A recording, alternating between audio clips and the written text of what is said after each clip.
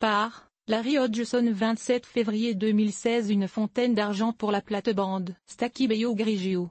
Photo, Dumont orange. Si j'avais à donner un prix pour l'annuel de l'année 2016, il irait à l'épierre Beio grigio Stachybeio grigio, aussi vendu dans certains marchés sous le nom de Stachy Mighty Velvet. Personnellement, je l'appelle oreille de lapin, car vraiment, c'est l'effet qu'il donne. Correction, finalement, le vrai nom botanique de cette plante serait Senecio niveaureux. Comme elle n'est pas un épierre Stachy, mais un sénesson, Senecio, il faudrait l'appeler Seneson Beio grigio. Cette nouveauté venant des Pays-Bas n'est pas du tout votre annuel typique. Après tout, on ne la cultive pas pour ses fleurs, mais uniquement pour son feuillage. Ses feuilles longues et étroites sont complètement couvertes de soie blanche, lui conférant un effet blanc argenté. On ne voit aucunement le vert en dessous. Elles sont dressées au début, puis arquées par la suite, créant un effet de fontaine blanc argenté qui illumine le paysage. De plus, c'est une couleur qui met toutes les autres en valeur. Évidemment, il faut le toucher aussi. Oui, l'oreille de lapin Beio grigio est aussi douce au toucher qu'elle en a l'air, de la vraie soie. Imaginez la beauté de ce feuillage si duveteux quand il est parsemé de perles de rosetto le matin.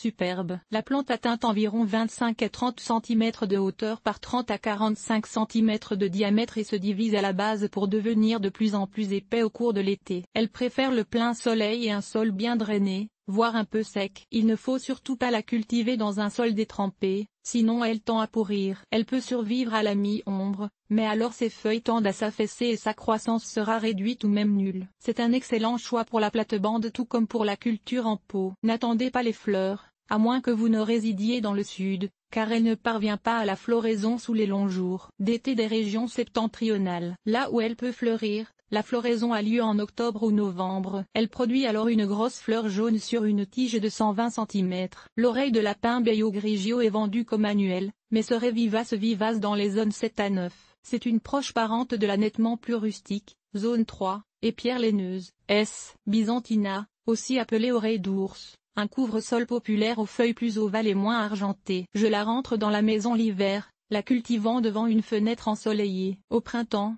je la divise et replante les divisions en plate-bande ou en pot. On m'assure que cette nouvelle plante sera abondamment disponible en pépinière ce printemps, donc il ne reste qu'à patienter un petit peu.